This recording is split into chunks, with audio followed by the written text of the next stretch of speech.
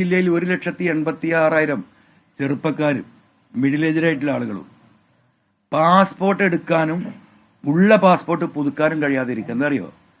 ഈ സുജിത്താസും അജിത് കുമാറും ഉണ്ടാക്കി പോയ കേസുകൾ, പെറ്റി കേസുകൾ, ബൈക്കിൽ 3 ആൾ പോയതിന്, ഹെൽമെറ്റ് ഇല്ലാത്തതിന്, വണ്ടി പാർക്ക് ചെയ്തതിന് 1,86,000 അത് ഞാൻ ചൂണ്ടിക്കാണിച്ചതാണോ ഞാൻ ചെയ്ത തെറ്റ്? ഈ മലയോര മേഖലയിലെ ഈ മനുഷ്യന്മാർ അനുഭവിക്കുന്ന പ്രശ്നം, ആ നിയമ ഭേദഗതി ബില്ല് അതിനെതിരെ എതിർത്ത് ജയിലിൽ പോയതാണോ ഞാൻ ചെയ്ത തെറ്റ്? അതുപോലെ വിശദീകരിക്കപ്പെടണം.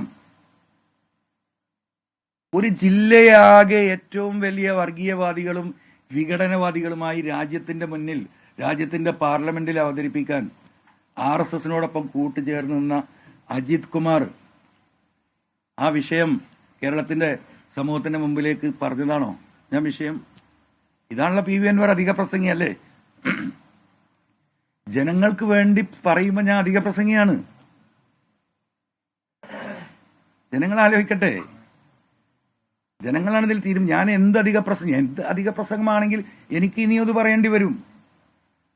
ജനങ്ങൾക്ക് വേണ്ടി ആണ് ഞാൻ സംസാരിച്ചത്. ഇപ്പോ ഒരു എന്താ പറയാ, നിയമസഭാ സാമാജികനാകാൻ വേണ്ടിയിട്ടുള്ള വെപ്രാളാണല്ലോ നമ്മൾ ഈ കണ്ടുകൊണ്ടിരിക്കണല്ലേ. ഉള്ളത് ഞാൻ എന്താ പറയാ സമൂഹത്തിന്റെ മുമ്പിലേക്ക് വലിച്ചെറിഞ്ഞു പോകുന്ന അധികാരമുണ്ടെങ്കിൽ എനിക്ക് അവിടെ നിന്നാ മതിയല്ലോ. സുജിത് ദാസ് എന്ന് പറയുന്ന IPS ഓഫീസർ എൻ്റെ കാല് പിടിക്കുന്നത് നിങ്ങൾ കേട്ടതാണല്ലോ. സാറേ 30 കൊല്ലം എനിക്ക് ഇനിയും സർവീസ് ഉണ്ട്, സാറിൻ്റെ കൂടെ ഞാൻ ഉണ്ടാവും, സാറ് പറയണ എന്ത് ജോലി ഞാൻ ചെയ്യും, ദയവായി എന്നെ ഉപദ്രവിക്കരുത്, ആ മരക്കേസ് മരം പോയ നിങ്ങൾ കൊടുത്ത പരാതി ദയവായി ഒന്ന് പിൻവലിക്കണം അല്ലേ? എന്തെല്ലാം ഇട്ടെറിഞ്ഞു ഞാൻ. എൻ്റെ ജീവന് വല്ല സംരക്ഷണമുണ്ടോ? ഞാൻ സർവശക്തനായ ദൈവത്തിൽ എന്താ പറയുക അർപ്പിച്ച് നടക്കുന്നവരായതുകൊണ്ടാണ് ഞാൻ ഈ ഭൂമി കൂടെ എപ്പോഴും നടക്കുന്നത്. 4 ഗവൺമെന്റ്മാരുണ്ടായിരുന്നു, പിൻവലിച്ചില്ലേ?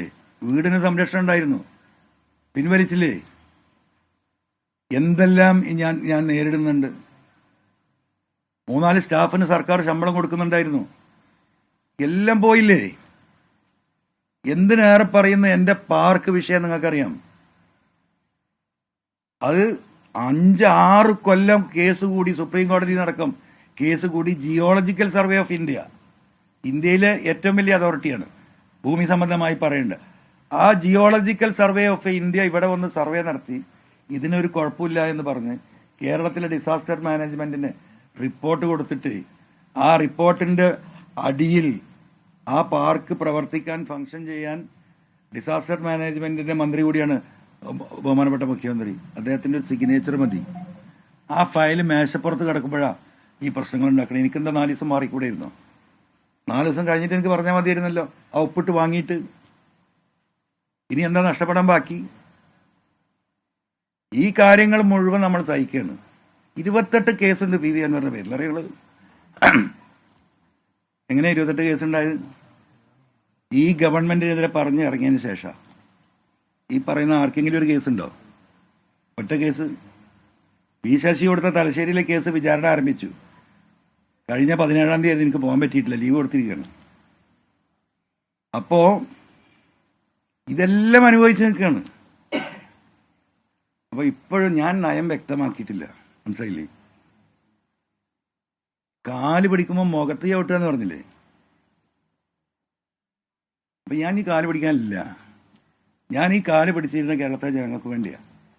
എനിക്ക് ഒരു അധികാരവും വേണ്ട. അങ്ങനെയൊക്കെ ഉണ്ടല്ലോ ഒരു തെറ്റിദ്ധാരണ.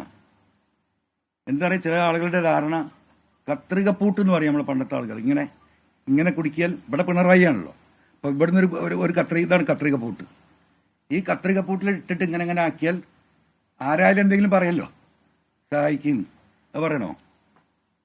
അങ്ങനെ വിചാരിക്കേണ്ടവര്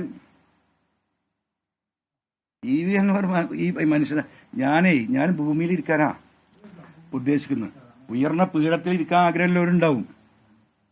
ആ പീഠത്തിന് ചവിട്ട് കൊടുത്ത് ഇറങ്ങിപ്പോന്നവനാ ഞാൻ, അല്ലേ? നിലമ്പൂരിലെ ജനങ്ങൾക്കറിയാലോ, കേരളത്തിലെ ജനങ്ങൾക്കറിയാലോ. ഞാൻ ഈ പറയുന്ന ആശയത്തിന്റെ പിന്നിൽ ലക്ഷക്കണക്കിന് ആളുകളുണ്ട്. അവരെ കാണൂല.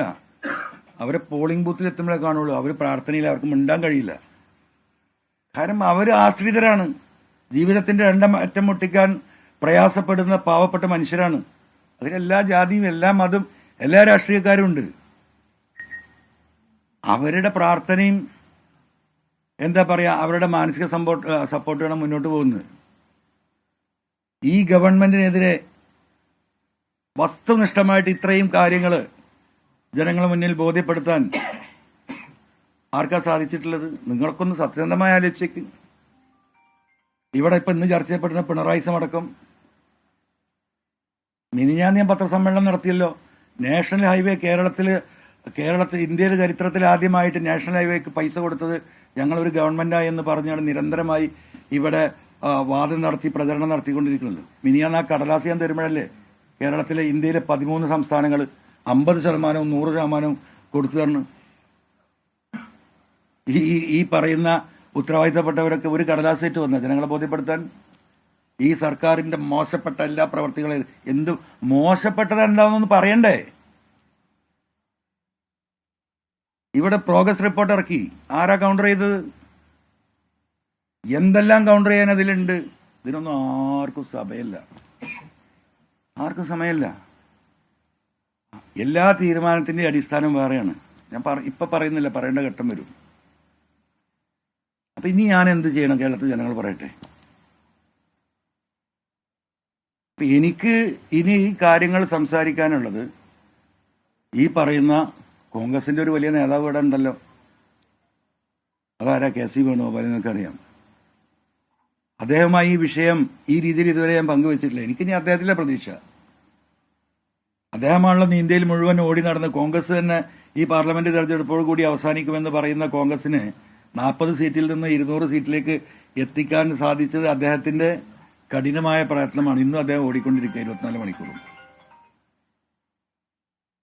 അദ്ദേഹത്തോട് ഈ വിഷയം എനിക്ക് സംസാരിക്കാനുണ്ട്. എനിക്ക് കുറച്ച് എൻ്റെ ഗ്രീവിയൻസ് പറയാനുണ്ട്.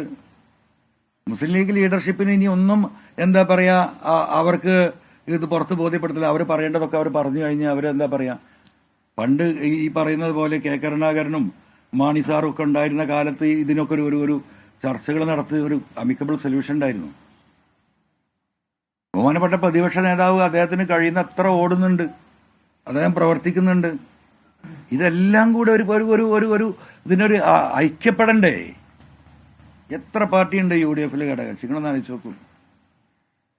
ഫോർവേഡ് ബ്ലോക്ക് ഞാൻ പറയണ്ടല്ലോ. ഇപ്പൊ ഇവിടെ കുന്നമംഗലത്തൊരു എന്താണ് പ്രവാസി കോൺഗ്രസ് ആണ്, ഘടകകക്ഷിയാണ്. നിങ്ങൾക്ക് ആർക്കെങ്കിലും അറിയോ? ആ പാർട്ടി കമ്പ്യൂട്ടറിൽ മാത്രമാണ്, ഇത് സോഫ്റ്റ്വെയറിൽ മനുഷ്യന്മാരില്ല, ഘടകകക്ഷിയാണ്.